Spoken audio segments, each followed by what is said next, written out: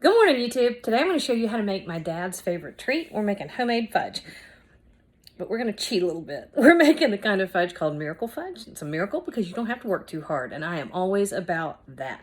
All right, let's cook, y'all. We got a family to feed.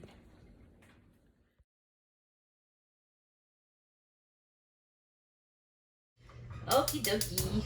Wow. Brent's here, and we're talking about tax deductions.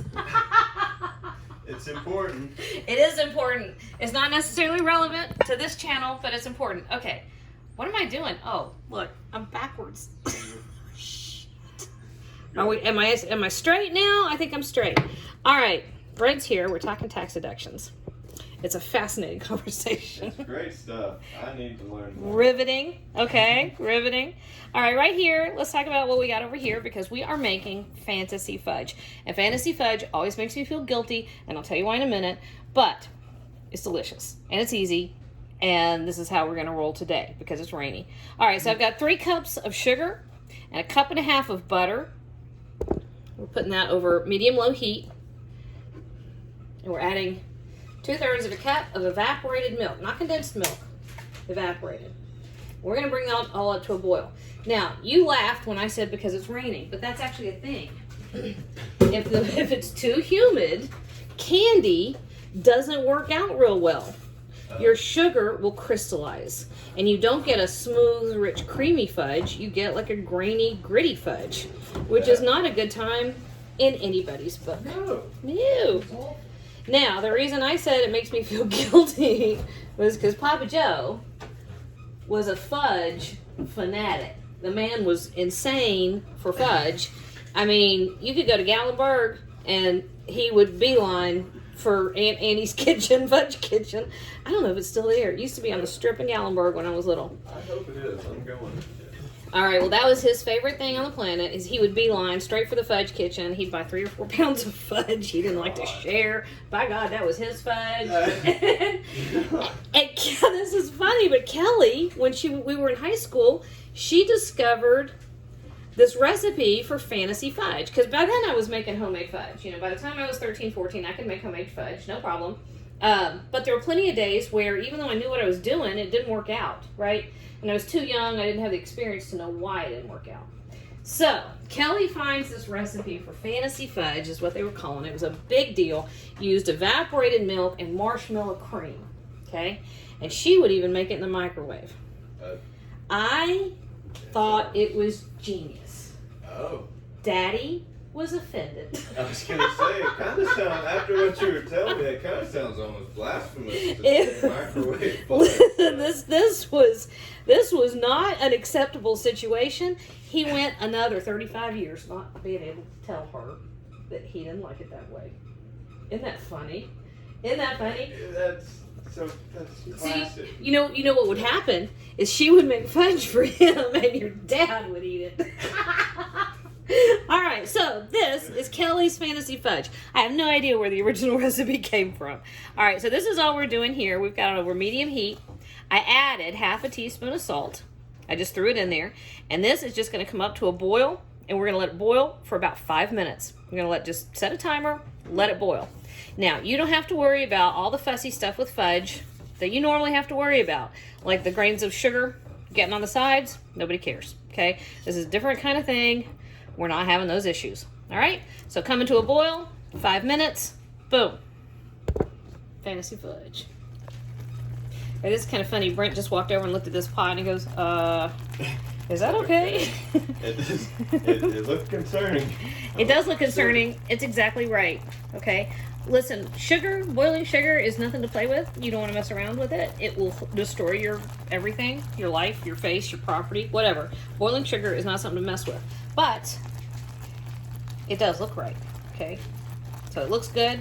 Don't mess with it. We still got 2 minutes to go.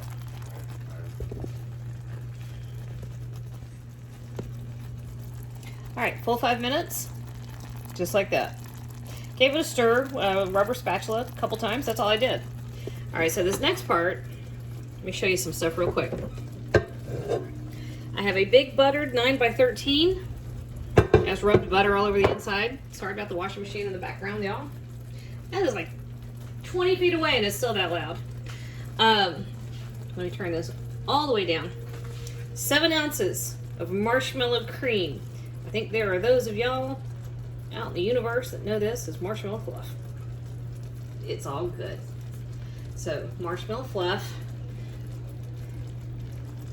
is coming in here.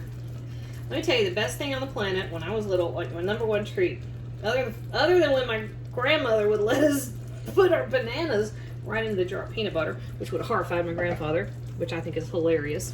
Okay, 7 ounces marshmallow cream right in there. 2 teaspoons of vanilla.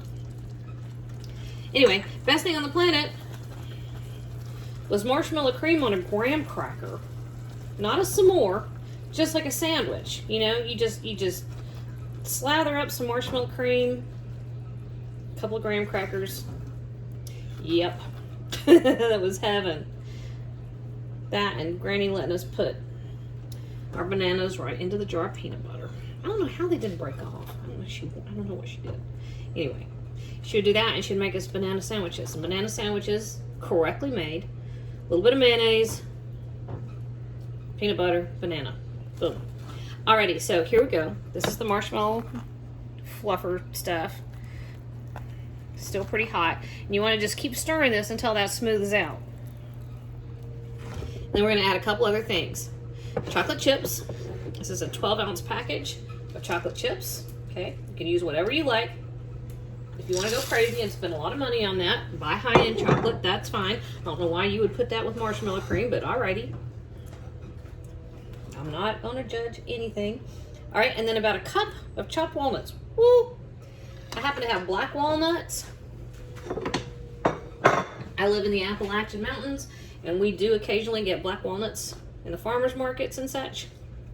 So when I see them, I buy them. I think I may have 1 recipe worth left of black walnuts for the season. So they're about done. Okay, so this is what we're doing here. We're just mixing up. We're letting our chocolate melt. We're letting the last of the lumps of, see, marshmallow cream lump. You can smell the chocolate and the butter and the sugar. I even smell toasty walnuts. Oh, this is the best. Eventually, I will show y'all how to make the real kettle stirred homemade fudge. Like, you know, normally you have to go to the fudge shop and get. Eventually, I will share with you all how to make that. Just because Papa Joe loved it so much. I did keep making it. Peanut butter fudge was another one he adored. Both my dads loved peanut butter fudge. So if y'all get confused about me talking about my dads, I had 2. I was blessed beyond belief. So I had my first one, Tommy Charles, and then my mom remarried, and I got Joe Hickerson. I got lucky, lucky, lucky, period. All right, so this is going right into our buttered 9x13 dish. And we are going to let it set.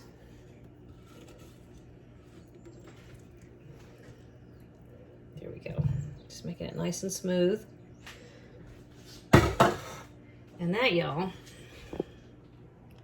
is all we're doing to our fudge for a little while. Letting it cool. So this is kind of classic as to how things go at my house. Heard Brent, he had to leave, and he was saying, "Hey, is the fudge ready?" And I said, "It's almost ready. Give me a little bit, and I'll come cut it." And he said, "Oh, that's okay. I gotta run. I'll talk to you later." Uh-huh.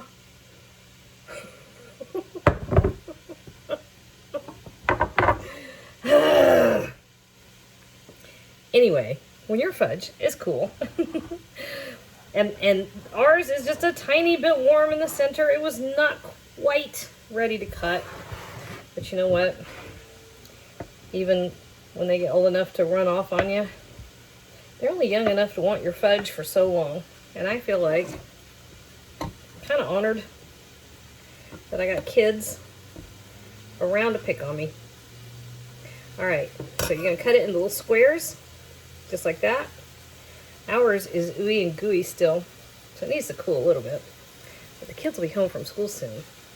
That's a pretty cool thing to surprise them with. You know, the real honest-to-goodness Fudge Shop fudge, that might be a tiny bit better. But Kelly had this spot on. And that's a treat anytime. So nicely done, sis.